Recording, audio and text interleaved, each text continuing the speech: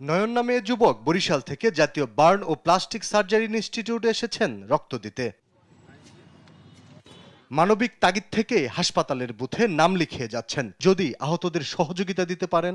তারা বলছে যে এখন ব্লাড আপাতত লাগবে, যখন লাগবে তারা ফোন দিবে আর কি, কন্ট্যাক্ট নাম্বার রাখছে। বরিশাল থেকে আসছি আমরা, বিভিন্ন মিডিয়ার মাধ্যমে ফেসবুক, ইউটিউব থেকে জানছি এবং টিভি থেকে জানতে পারছি যে ব্লাডের খুব সংকট, নেগেটিভ, এই জন্য আমার এই নেগেটিভ এটা দিতে আসছে। দুর্ঘটনায় তৃতীয় দিনেও তার মতো অনেকেই দেশের বিভিন্ন জায়গা থেকে হাসপাতালে আসছে রক্ত দিতে। আমি এমনি তো ব্লাড ডোনেট করি, আর এখন আমার ব্লাড ডোনেট করার সময়, এই জন্য আমি চিন্তা করলাম যে আমি একটু এখানে শরীক থাকি আর কি, এই জন্যই আমার আশা। প্রথম দিন রক্তের তেমন একটা প্রয়োজন না হলেও এখন চাহিদা বাড়ছে বলে জানান স্বেচ্ছাসেবকরা। সবচেয়ে বেশি চাহিদা নেগেটিভ গ্রুপের রক্ত।